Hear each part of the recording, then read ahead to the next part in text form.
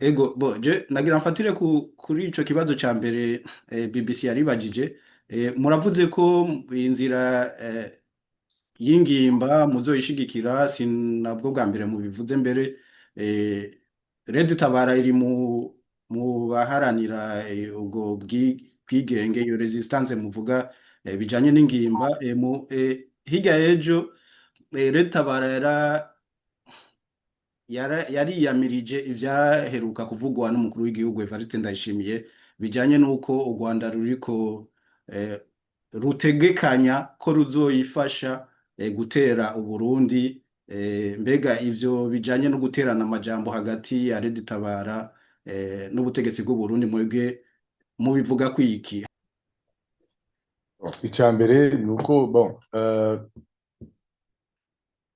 jewe sindi umuvugizi wa Red Tabara ubwa mbere, mugabo mumbajije ikibazo, uko nabibonye ni uko Red Tabara yabeshuje ivyo leta y'u Burundi ivuga mu makuru twe dufise, kandi ko turakurikirana ibintu byose bya politike canke ibyo mu karere, inzego z'umugambo wacu zirabikurikirana kandi ziraduha amaraporo.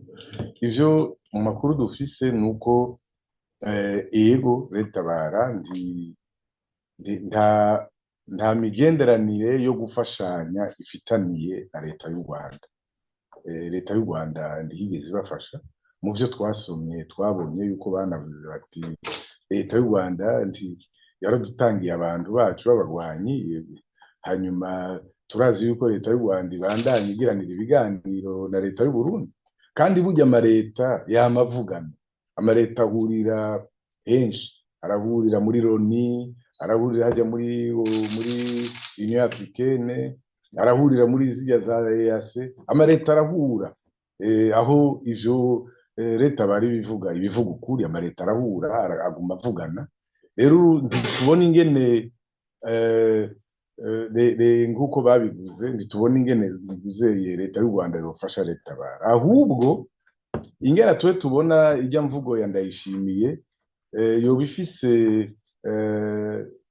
ku bwacu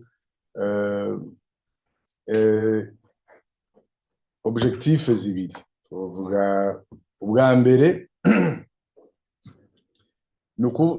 nugutangira kugira ngo u Rwanda naho go kuyumvira kugomba gufasha Red Tabara rutekege n'ubwoba rureke kubikora.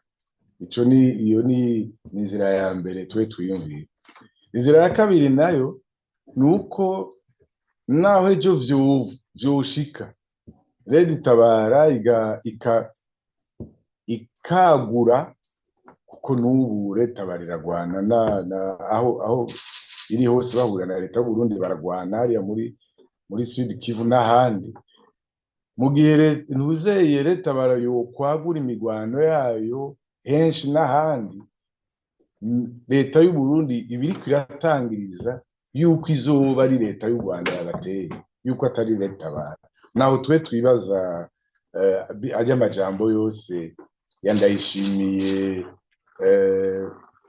abagomba ahagamije naho naho ibindi navyo nuko biraboneka intambara muri kaya karere igiye gukomera, izokomera cyane kurusha, kuko biraboneka abasirikare b'u Burundi bari muri Sud Kivu, n'abandi baragerageza kubakura muri Sud Kivu. Urumva rero intambara izokomera.